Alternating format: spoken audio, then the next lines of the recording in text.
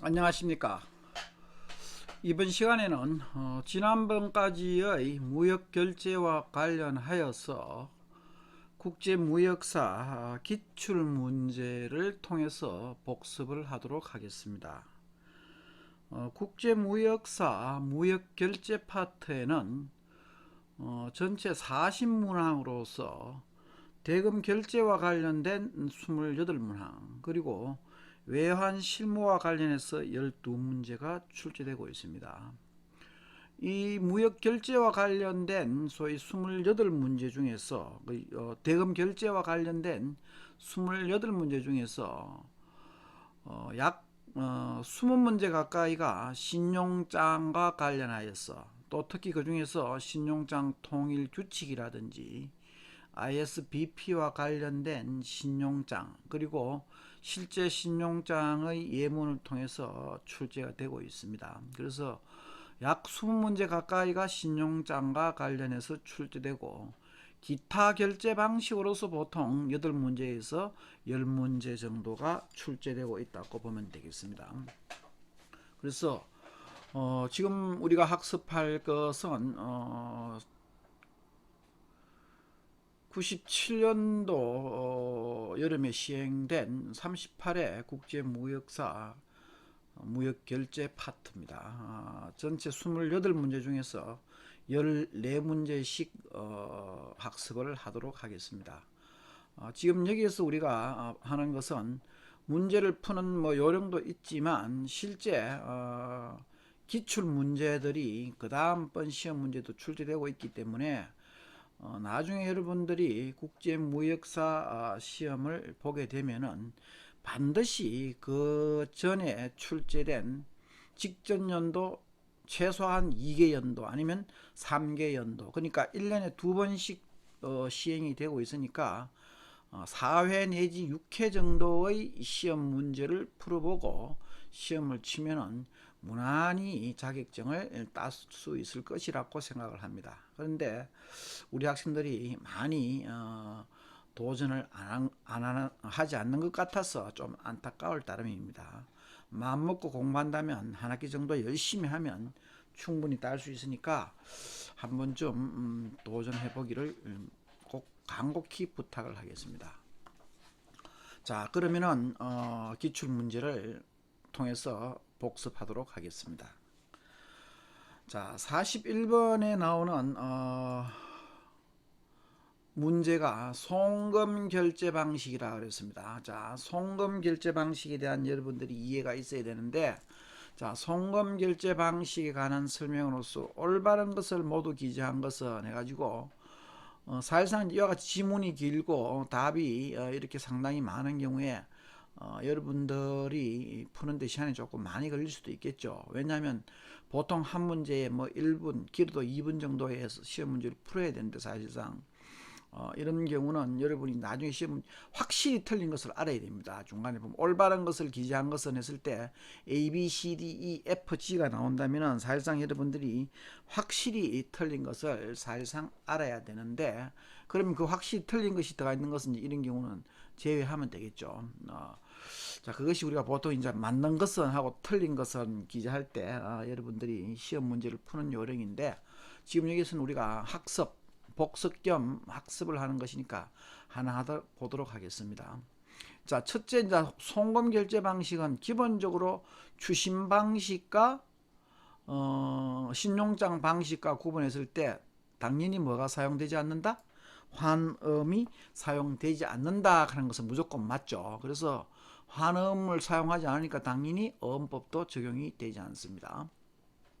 자, 두 번째, 거래 내용이 제3자 등에게 노출되지 않고 수출입업자인 당사자만이 그 내용을 알 수 있어 영업비밀을 지킬 수 있다. 자, 우리 송금 결제 방식에 있어서였던 장점이라고 볼 수 있습니다. 앞에서 우리가 얘기했듯이 서로 믿고 거래를 하고 선적이 먼저 되든지 아니면 입금이 먼저 되든지 간에 소위 선결제가 되든 후결제가 되든 소위 이제 송금을 한 이와 같은 경우는 소위 은행이 개입되지 않는다라고 보면 되겠죠. 그래서 자, A, B는 다 할 수 있다. 사실 자, 이런 문제에서 우리가 보기를 딱 보면은 AB는 볼 필요도 없죠. 왜냐하면 1, 2, 3, 4 다 AB가 있으니까 AB는 무조건 맞으니까, 그죠? 그러니까 사실상 이런 경우는 AB는 읽어볼 필요도 없다 우리가. 자, 그 다음 C의 경우에는 수입업자의 입장에서는 DA가 OA보다 유리한 거래이다. 자, 이거 한번 보세요. 여러분들이 추심 방식에 있어서 DA 방식에 대해서 이제 이해가 필요하죠. 필요한데 과연 수입업자 입장에서는 DA가 유리한가 OA가 유리한가 하는 어떤 그런 입장입니다. 그래서 이 경우는 이제 수입업자 입장에서 봤을 때는 당연히 DA보다는 OA가 더 유리하다고 볼 수 있죠. 왜냐하면 오픈 어카운트라는 이 의미는 사실상 수출업자, 수입업자가 일종의 이제 장부 결제 방식으로서 당사자만이 결제를 하기 때문에 은행이 개입되지 않아서 설사 입금이 좀 늦어진다든지 대금을 미루더라도 그 수입업자 입장에서는 소위 그 신용도를 상대방이 알 수가 없는, 노출되지 않는 이런 경우이기 때문에 당연히 수입업자 입장에서는 OA보다는 DA보다는 OA가 더 유리한 거래입니다. 그래서 보통 수입업자 입장에서는 OA를 선언할 것이고 DA 같은 경우는 우리가 소위 이제 추신거래 방식에 있어서도 당연히 당사자를 믿고 거래를 하고 뭐 수입업자가 신용을 지키지 못하더라도 수출업자 입장에서는 대금을 받을 방법은 역시 없지만 그러나 사실상 수출업자 입장에서는 OA보다는 DA가 그래도 유리하다라고 이야기할 수 있겠죠. 그래서 이제 C 같은 경우는 틀렸다고 우리가 보면 되겠습니다. 자, 1번이니까 자, 그러면 우리가 이제 C가 틀렸으니까 일단 정답에서 올바른 것만 갔으니까 자, 1번하고 3번은 틀렸다고 보면 되겠죠. 그러면 자, D 같은 경우 자, 우리가 시간을 질러하면은 2번에도 D가 있고 4번에도 D가 있으니까 사실상 D는 무조건 맞다. 그죠? 그러니까 이거는 무조건 맞다. 우리나라의 수출과 수입 모두 송금결제 방식이 가장 큰 비중을 차지합니다. 자, 시험 문제는 신용장 방식이 제일 까다롭고 복잡하기 때문에 시험 빈도는 거의 뭐 70% 가까이가 신용장이 나오지만은 실제 실무상에 있어서는 송금 결제 방식이 더 큰 비중을 차지하고 있고 신용장 방식에 의한 결제 방식은 점점 줄어들고 있다고 보면 되겠습니다. 자, 그 다음 여기서 보면 이제 G가 맞냐 F가 맞냐죠. 그럼 E는 사실상 읽어볼 필요도 없다. 그죠? 읽어볼 필요도 없다. 그러나 이제 우리가 학습을 위해서 본다면은 가령 여기서 나오는 AP 본드 하는 거. 자, 사전 송금 방식이라는 것은 자, 그야말로 실제 물품이 선적되기 전에 누가 누구한테 수입업자가 수출업자에게 소위 송금하는 방식이 사전 송금 방식이죠. 그런데 수입업자가 사전에 송금을 해놓고 수출업자가 물품을 보내주지 않을 경우에는 수입업자로서는 낭패를 볼 수 있겠죠. 그러니까 이 AP 본드랑 이 AP는 그야말로 어드밴스 페이먼트에 대한 소위 선수금 환급 보증서라는 것입니다. 그러니까 당연히 이거는 누가 누구한테 수출업자가 소위 수출업자나 아니면 수출업자의 보증은행이 누구에게 수입업자에게 발행해 주는 것을 우리가 AP 본드라고 하고 있습니다. 자, 그래서 우리 학습을 위해서 했고 이런 것이 나중에도 예문으로서 나올 수 있으니까. 자, 그 다음 F가 자, 선적 서류의 송부는 은행을 통해서 한다. 송금 방식에서 이 서류 문제는 은행을 절대 통하지 않습니다. 우리가 추심 방식이나 신용장에서는 은행을 통해서 이루어졌죠. 그러니까 F가 틀렸다. 그럼 F가 틀렸으니까 이제 4번도 날라가겠죠. 그러면 무조건 G는 실제로 무조건 맞다. 지금 이 현대 상황으로서는 그죠? 뭐 읽어보지 않아도 시간 전략을 위해서는 사실상 G를 읽어보지 않아도 됩니다. 여러분이 시험이 다 치고 다시 한번 점검할 때 뭐 보면 모르겠지만 소위 G는 무조건 맞다. 그럼 이 상황에서 그럼 G는 한번 볼까요? 자, TT 거래라 그랬는데 우리가 앞에서 배웠죠. 텔레그래픽 트랜스퍼 해가지고 전신환이라는 것은 송금 은행이 소위 지급 은행 앞으로 뭐 하는 거 지급 지시를 소위 전신의 방법에 의해서 그래서 대개 이제 스위프트에 의해서 소위 지급 지시가 이루어진다 했죠. 그때 사실상 그 은행 간 소위 그 코레스 뱅크 사이에 현금이 오가는 것이 아니라 그 지급 지시에 대한 어떤 지시를 하면은 은행 간 소위 대차거래에 의한 장부상만 기재되지 사실상 현금이 이동하는 것은 아니죠. 여러분들이 국내에서 온라인 송금을 한번 생각해보면 똑같다고 생각하면 됩니다. 가령 여러분이 대구은행에 가서 국민은행으로 송금을 하면은 대구은행이 국민은행에 직접 돈을 보내는 것은 아니죠. 대구은행이 국민은행 통장에다 입금 통지만 연락을 해주는 것이죠. 그러면은 그날의 매일 대차 관계는 솔직히 이제 국내 거래는 금융결제원이라는 그 결제원에서 은행 간, 그럼 가령 예를 들어서 대구은행에서 국민은행으로 보내는 돈도 있을 것이고 국민은행에서 대구은행도 보내는 돈이 있을 것이고 이렇게 해가지고 소위 그 대차에 의해서 순수한 금액만 나중에 은행 간 결제가 이루어지기 때문에 사실상 그 온라인하고 똑같은 측면이기 때문에 실제 현금이 움직이는 것이 아니다 하는 거. 이런 건 여러분이 상식적으로 알 수 있겠죠. 그래서 보면은 정답은 아마 2번이 될 것이다 하는 거. 자, 두 번째, 자, 오픈 어카운트 거래에 대한 설명으로 잘못된 것은 나왔습니다. 자, 오픈 어카운트에 대한 설명으로 잘못된 것은 해가지고, 자, 오픈 어카운트라는 우리가 앞에서 배울 때 청산 계정 혹은 장부 거래라는 얘기를 했었죠. 그래서 당사자 간에 일정 기간 거래되고 나면은 주로 그 차액에 대한 사후 송금이 이루어지는 방식이라고 했었는데 1번 한번 보세요. 사후 송금 방식이라는 점에 있어서는 CAD, COD. 자, 우리가 Cash Against Document, Cash on Delivery 앞에서 배웠죠. 소위 현금 지급하는 방식의 수출과 동일하나 OA 거래는 물품의 선적 통지 시점에 CAD, COD 거래는 서류 또는 물품의 인도 후에 수출 채권이 성립된다는 점에서 차이가 있다. 그래서 이것은 맞습니다. 그래서 우리가 오픈 어카운트에 있어서 어떤 채권이 성립하는 기간은 선적 통지 시점이라 하는 거. 자, 두 번째, 오픈 어카운트 거래는 선적 서류 원본을 모두 수출상이 수입상에게 직접 송부함으로 맞죠. 지금까지는. 거래 은행에 OA 내고를 요청하고자 할 경우, 자, 여기서 나오는 여러분이 OA 내고 하는 건 이제 이 개념. 자, 선적 서류 사본을 첨부하여 수출 한음 매입을 의뢰해야 하고, 은행은 수출 채권의 존재 여부를 확인할 수 있는 증빙 서류를 매 건별로 진구하여 매입을 실행한다라고 되어 있습니다. 자, 그래서 지금 정답은 2번인데 여기서 이제 OA 내고라 하는 측면을 여러분이 알아야 됩니다. 통상적으로는 수출업자와 수입업자 사이에서 그냥 송금 방식에 의해서 거래가 이루어지기 때문에 은행이 개입될 여지가 없습니다만은 수출업자 입장에서 미리 대금을 받고자 할 경우에 소위 은행에 가서 자기의 선적 서류 원본을 제시하고 거기에 대한 소위 내고를 하는 것을 우리가 신용장 방식에 있어서 어떤 니고시에이션과 같은 맥락이라 해서 OA 내고라 하는 명칭을 쓰고 있습니다. 실무상. 그래서 이제 이와 같이 OA 내고를 할 경우에는 선적 서류 사본을 첨부하는 것이 아니라 사실상 원본을 넘겨줘야 되겠죠. 원본을 첨부해서 수출 한음 매입을 의뢰해야 된다 하는 이런 측면 때문에 지금 여기에서 사실상 틀렸고, 은행은 수출 채권의 존재 여부를 확인하는 증빙서를 매 건별로 진구하여 매입을 실행한다. 이제 이거는 맞죠. 그래서 지금 여기서는 사본을 줘갖고는 안 되겠죠. 왜냐하면 사본을 주면 은행으로서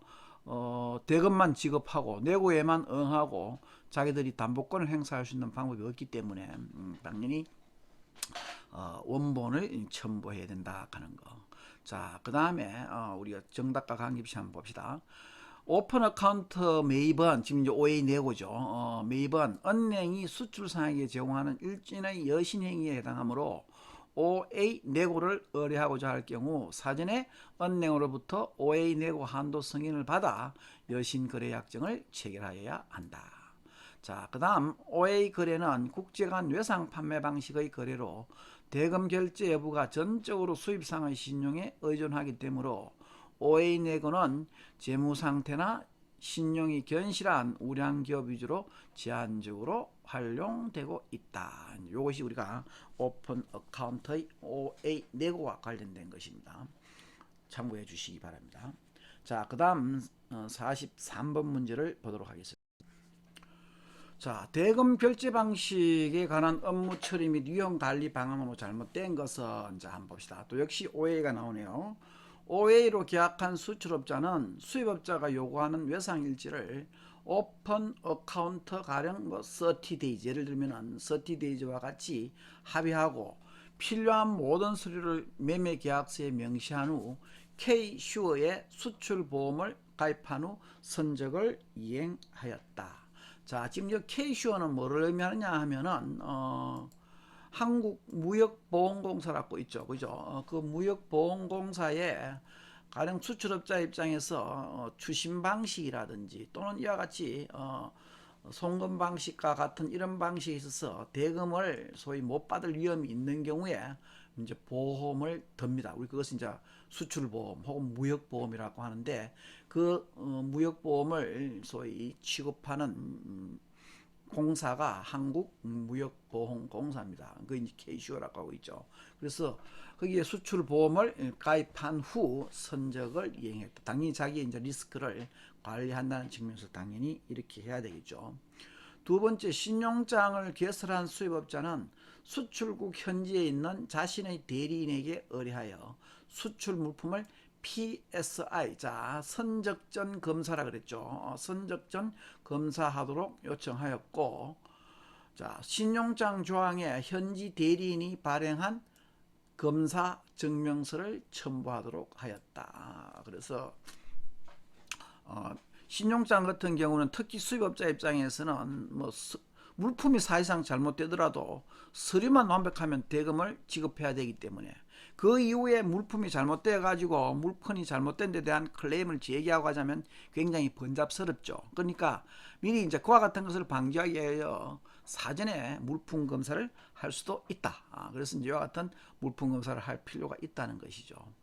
그 다음에 세 번째, 사이트 LC 조건으로 매매 계약을 체결한 수출업자는 선적 후 신용장이 요구하는 모든 서류를 준비하여 거래은행에게 포피팅을 이행하였다. 자, 앞에서 우리가 팩토링과 포피팅에 대한 이야기를 했었는데 이 포피팅은 기한부 엄일 경우, 즉 DA나 아니면 신용장도 유전서인 경우에 소위 이제 포피팅을 하는 것이지 at site인 LC의 경우에서는 포피팅이 필요가 없다. 잘못됐죠. 그 다음에 유전세 LC를 받은 수익자는 신용위험 및 비상위험에 대비하여 즉 어디에 K슈어의 수출보험을 가입한 후 선적을 이행하였다. 역시 이제 at site과 달리 유전세 LC도 기한부 신용장이다 보니까 그런 위험이 발생할 수 있겠죠. 대금 지급은 약속은 했지만 소위 이와 같은 비상위험 내지 신용위험에 의해서 대금을 받지 못할 위험이 있기 때문에 이런 경우도 역시 보험에 가입할 필요가 있다 하는 거. 자, 다음으로 이제 추심 결제 방식과 관련해서 시험 문제가 나오고 있네요.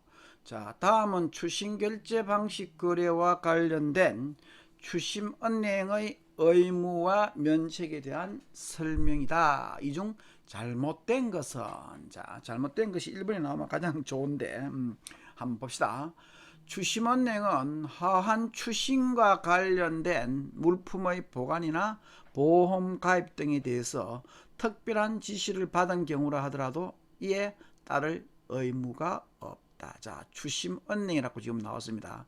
여러분, 저 신용장과 달리 추심 방식은 기본적으로 신용장과 달리 신용장은 신용장의 발행은행이 지급 확약을 하기 때문에 어느 정도 안전하다라고 했죠. 그죠? 그러나 이 추심 방식은 은행은 개입되지만 그 은행은 그냥 대금 결제를 위해서 소위 도와주는 역할만 할 뿐이지 오로지 수출업자와 수입업자는 서로 믿고 거래를 할 수밖에 없다라고 했습니다. 그러니까 추심은행은 화한 추심과 관련된 물품의 보관이나 보험 가입 등에 대해 특별한 지시를 받은 경우라 하더라도 이에 따를 의무가 없다. 그죠? 당연히 그에 대한 의무가 없다. 만약 그에 대한 어떤 물품에 대한 조치 같은 걸 하더라도 그 결과에 대해서 책임을 지지 않고 그 내용만 추심 의뢰은행으로 보내면 된다 그랬습니다. 자, 여러분 추심 관계에 있어서는 그 수출업자와 수입업자와 추심 의뢰은행과 추심 은행의 그 개념을 반드시 인지해야 됩니다. 자, 두 번째, 추심은행은 접수된 서류가 추심 지시서에 열거된 것과 외관상 일치하는지만 확인하면 된다. 그렇죠. 추심 지시서에 소위 열거된 것과 외관상 일치하는지만 확인하면 된다. 그 다음에 세 번째, 추심은행은 서류의 종류 및 통수가 맞는지를 확인하고 서류의 내용에 대해서 심사할 의무가 있다. 자, 요거 기본적으로 자, 여러분 이런 게는 우리가 앞에 나왔으면 가장 좋은데 은행은 이 서류에 대한 심사 의무가 없습니다. 신용장은 당연히 서류가 신용장 조건과 일치하는지에 대한 은행의 서류 심사 의무가 있지만 근본적으로 추심 방식은 그것이 없다라고 했습니다. 그래서 틀렸고 답은 3번이 되겠네요. 다음 추심은행은 직업인이 자기 은행의 고객이면 직접 서류를 제시하고 그 추심은행이 즉 수입지에 있는 그 추심은행이 이 직업인이라는 것은 누굽니까? 즉 수입업자죠. 그 수입업자가 자기 고객이면 직접 서류를 제시하고 그렇지 않을 경우에는 이 수입업자의 거래은행으로 송부할 수 있어서 다시 추심 의뢰할 수도 있다라는 그 얘기입니다. 그래서 이것도 역시 맞습니다.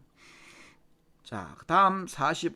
이 여러분이 지금 조금 어려울지 모르겠습니다만 자, 다음에 첨부된 서식과 가장 관계가 깊은 결제 방식은 해가지고 자, 제목은 일단 뭐로 되어 있습니까?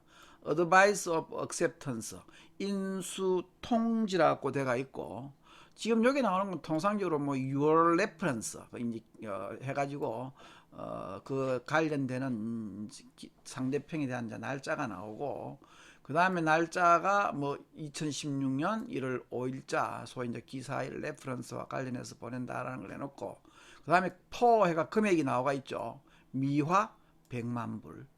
그 다음에 드로우 되어 있죠. 엄의 발행인이라고 되어 있습니다. 엄의 발행인은 누구냐 하니까 통상적으로 추심관계든 신용장 관계든 발행인은 당연히 수출업자가 되겠죠. 지금 KITA 컴퍼니 리미티드가 수출업자입니다.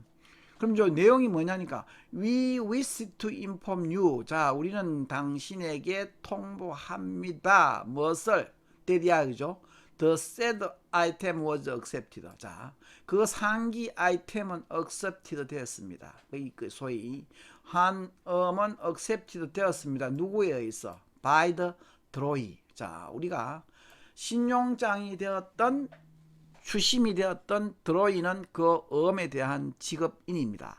그래서 통상적으로 신용장의 경우에 있어서는 신용장 발행은행이고 추심의 경우에 있어서는 수입업자가 드로이입니다. 이 드로이의 가장 기본적인 것은 여러분이 기억해 두어야 됩니다. 그러니까 2016년 1월 9일에 드로이에 의해서 accepted 되었습니다. 인수되었습니다. 그 다음에 뭐 to for due on 그 여기 있는 소위 이제 그 만기 예정이라는 것이죠. 언제? 2016년 3월 11일에 소위 만기 예정인데 그 2016년 9월 1월 9일에 드로이에 의해서 상기 품목에 대해서 accepted 되는 것을 기꺼이 통보하고자 합니다. Payment is to be effected in due course. 그 직업은 in due course는 정당히, 정희, 정식적인 절차 이런 말이죠. 그러니까 그 직업은 정희 to be effected 이루어질 것입니다. 실현될 것입니다. 그 직업이 이제 요 날짜에 사실상 만기일이 언제냐 하니까 2016년 3월 11일 날 소위 지급될 것이다 하는 것을 지금 통보하면서 요 드로이에 의해서 인수되었다는 것을 지금 통보하고 있는 것이 여기서 이제 그 인수자가 누구냐 하는 것을 여러분이 이제 알아야 되는데 자, 요 드로이라는 건 신용장이라면 당연히 뭐냐 하면은 그 개설 은행이나 혹은 인수가 기정된 인수 은행이 직접 인수 통보를 하는 것인데 여기에서는 수입업자가 인수했다는 사실을 추심은행이 통보한 소위 통보 전문이죠. 그러니까 이 거래는 당연히 추심 방식에 있어서의 뭐 기한부 소위 추심 방식인 DA가 될 것이다 하는 거죠. 이 정도 여러분들이 이제 신용장과 추심 관계의 어떤 그 관계 사실만 알면 알 수가 있다. 자, 그다음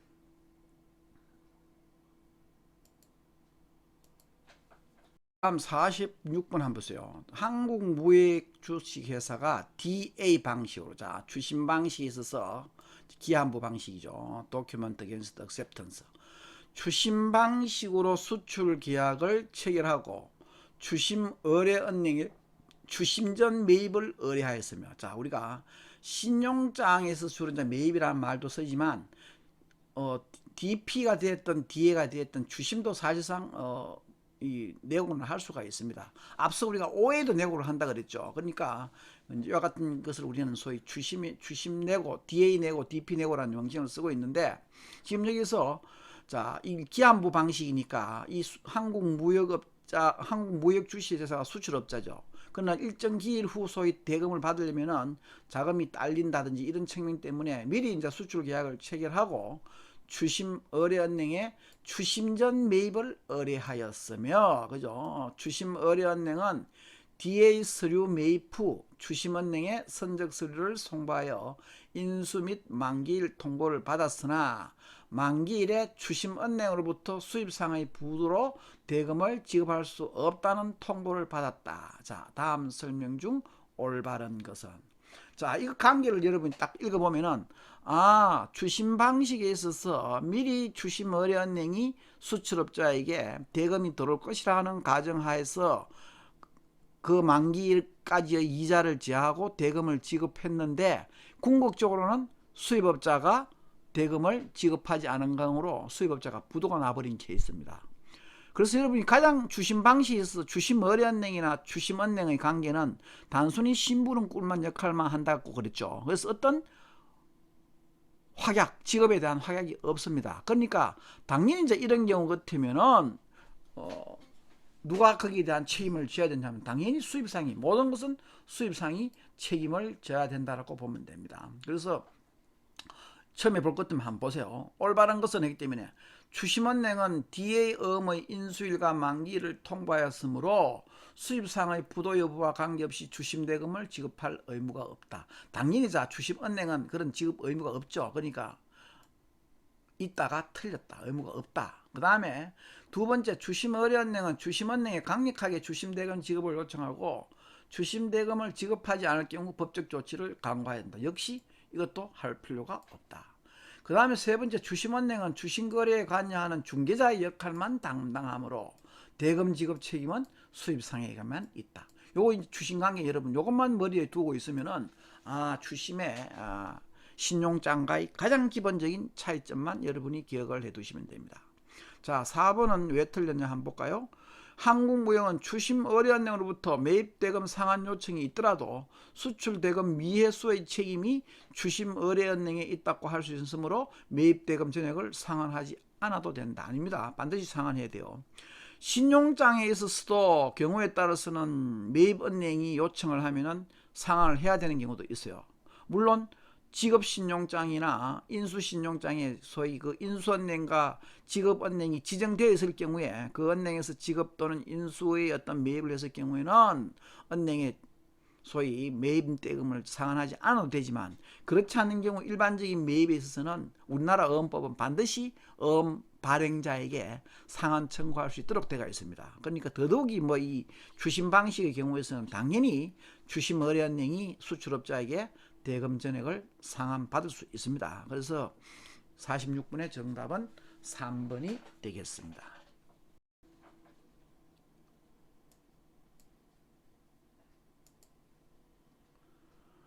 자, 이제 여기서는 다음은 DP 거래의 일부 내용이다. DP 거래의 순서로서 가장 올바른 것을 내놨습니다.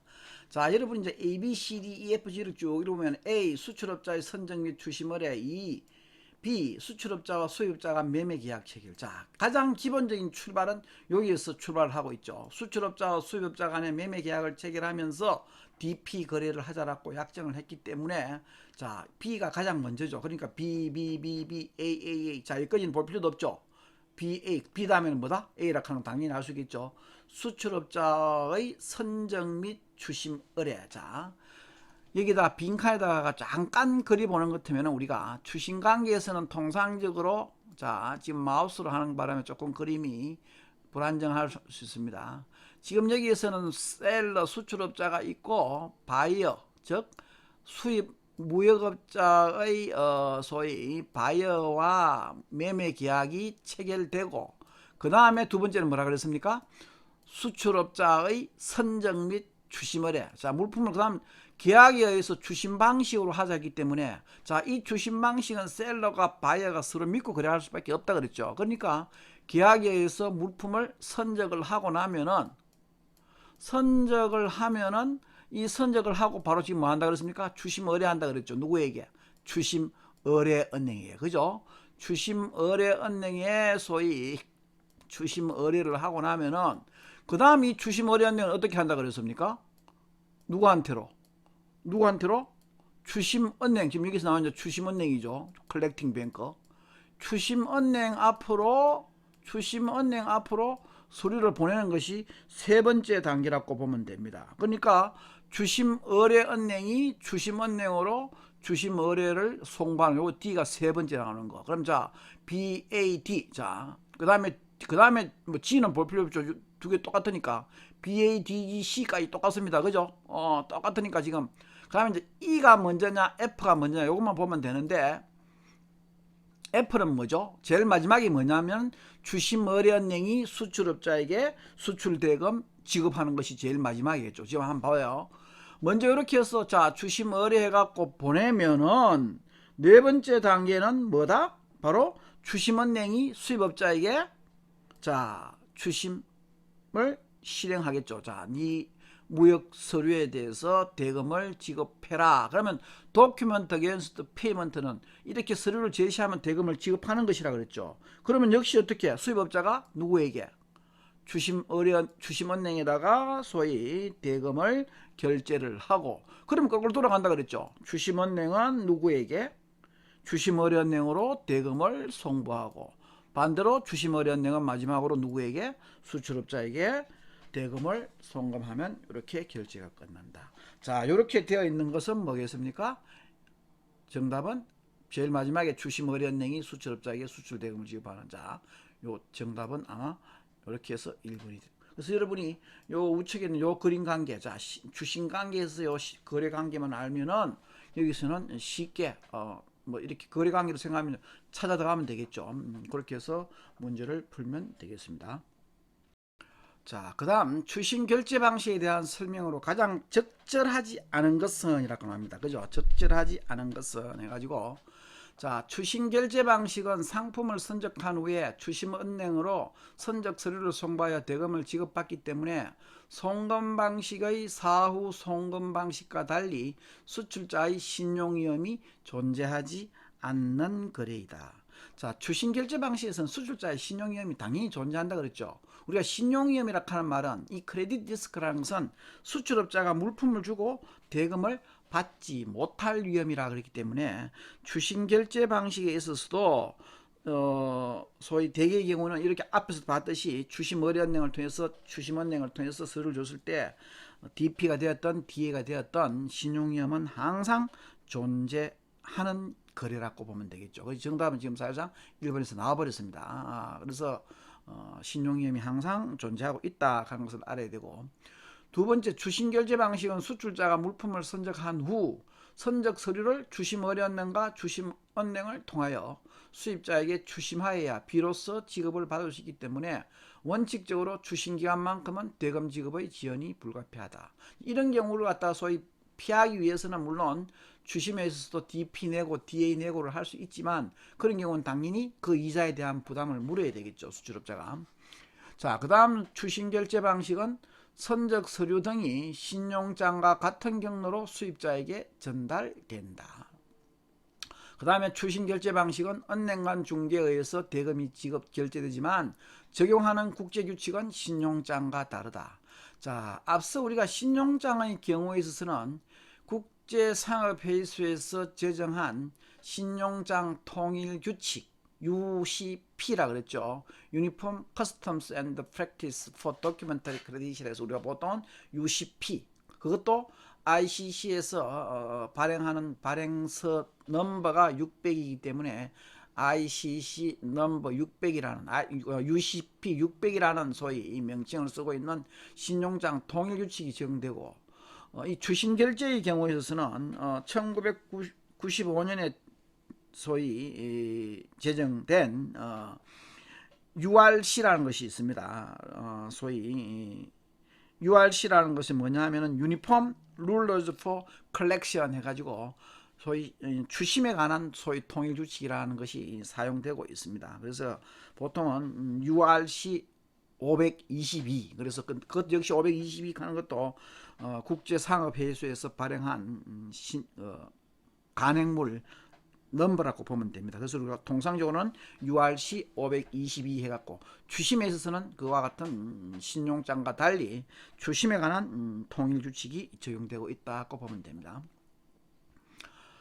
자, 다음 49번 문제를 보면, 자, 다음은 DP 유전서 방식에 대한 설명이다. 이 중 잘못된 것을 해가지고, 자, DP 유전서 방식은 추심은행이 유전서 기간 동안 서류를 보관했다가 이후에 수입업체에게 제시해 대금의 지급과 상환으로 서류를 인도하는 방식의 거래를 의미한다. 자, 앞서 우리가 DP, DA 그리고 그 DP와 DA의 중간에 DP 유전서 방식이라는 것이 있다 그랬는데, 이 DP 유전서는 왜 필요한가에 대한 얘기를 했었죠.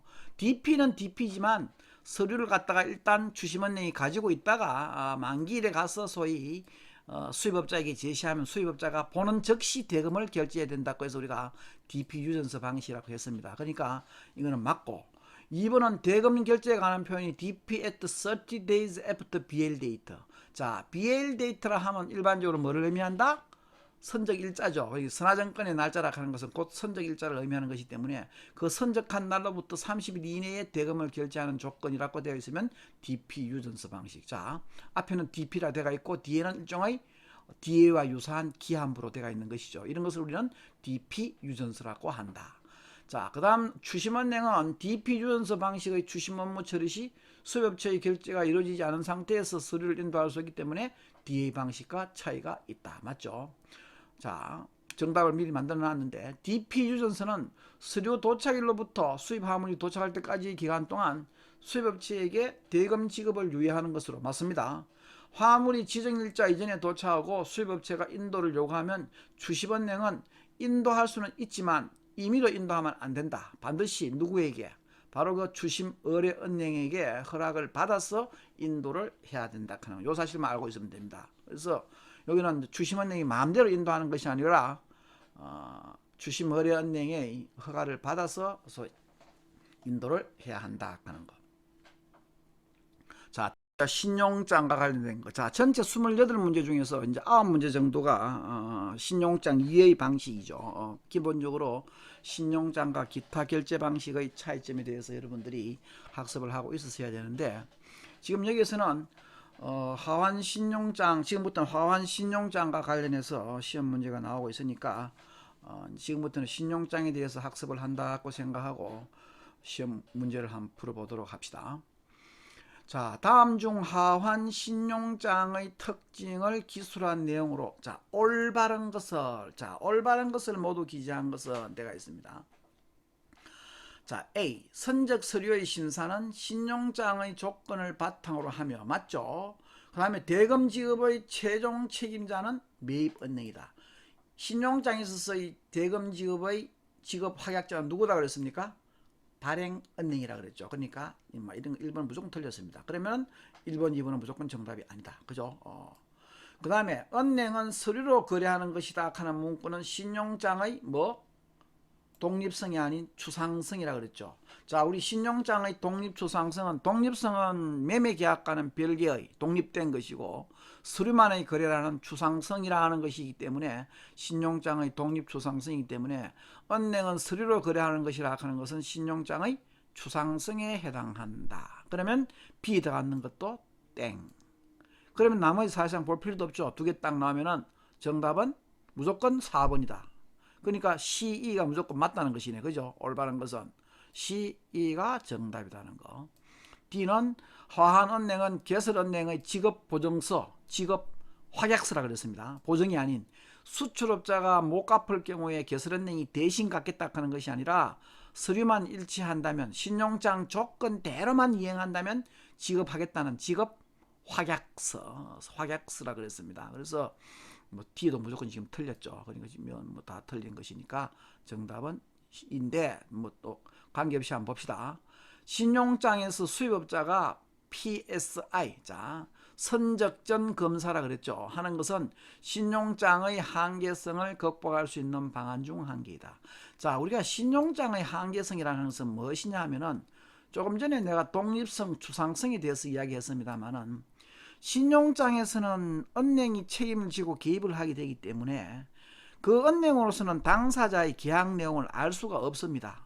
그래서 그 계약 내용을 알 수 없고 오로지 뭐만 가지고 판단하냐 하면은 신용장의 조건과 일치하지 하냐 안 하냐가 신용장만 갖고 판단을 하기 때문에 실제 계약 내용에 대해서는 소위 별개의 것이고 그 신용장 조건에 일치하는 서류가 맞나 안 맞나 서류만 보는 것이기 때문에 추상성이라 그랬습니다. 그래서 그것이 일종의 이제 신용장의 독립 추상성이라는 것이 신용장의 이용을 소위 촉진시키는 하나의 장점인 동시에 또 하나는 어떤 측면이냐면은 신용장의 한계라는 것은 실제 컨테이너 같은 경우 대부분 물품을 갖다가 수출업자가 직접 적입을 하고 봉인을 해버리고 그 안에 어떤 물건이 들었는지를 그냥 운송인에게 알려만 줍니다. 그러면 실제로 예를 들자면은 뭐 극단적인 예를 들자면 검게 1톤 해놓고 돌멩이 1톤을 넣어놓고 안에 검게가 들었다 하면 운송인은 자기가 보지 않기 때문에 검게 1톤이 들었다라고만 기재를 해줍니다.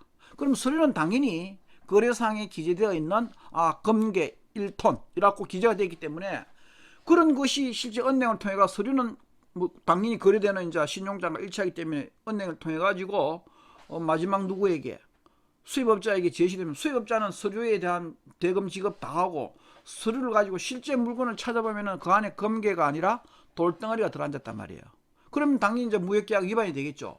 그러면은 그 수입업자는 은행에 항배를 하는 것이 아니라 수출업자에게 엉터리 물건을 보냈다고 수출업자에게 소위 배상을 받아야 되는데 벌써 사기치려고 작정한 수출업자는 대금을 결제받고 도망가고 없겠죠. 그렇게 되어버리면 수입업자로서는 낭패를 볼 수 있기 때문에 그런 것을 방지하기 위하여 뭘 할 수 있냐면은 사전에 소위 물품 선적점 물품을 검사해서 그와 같은 수출업자의 소위 사기를 방지할 수 있는 방법의 한 가지라 한 그 얘기입니다. 그래서 요 하한 신용장에 대한 여러분이 개념만 알아두면은 신용장 문제는 거의 다 풀 수가 있습니다. 물론 뒤에 가면은 신용장 통일 규칙이라든지 혹은 여러분이 조금 생소한 뭐 ISBP 이런 것이 나와 조금 생소할지는 모르겠지만은 그것도 학습이나 기타 기출 문제를 통해서 여러분이 충분히 풀 수 있는 문제니까 미리 겁먹지 말고 자신 있게 한번 도전해 보기를 권해드리는 바입니다. 자, 일단 10문제 정도 풀었는데 나머지 18문제 지금 신용장과 관련된 문제가 남았기 때문에 요거는 다음 회차로 학습을 하도록 하고 일단 여기에서 1회차 수입은 마치도록 하겠습니다.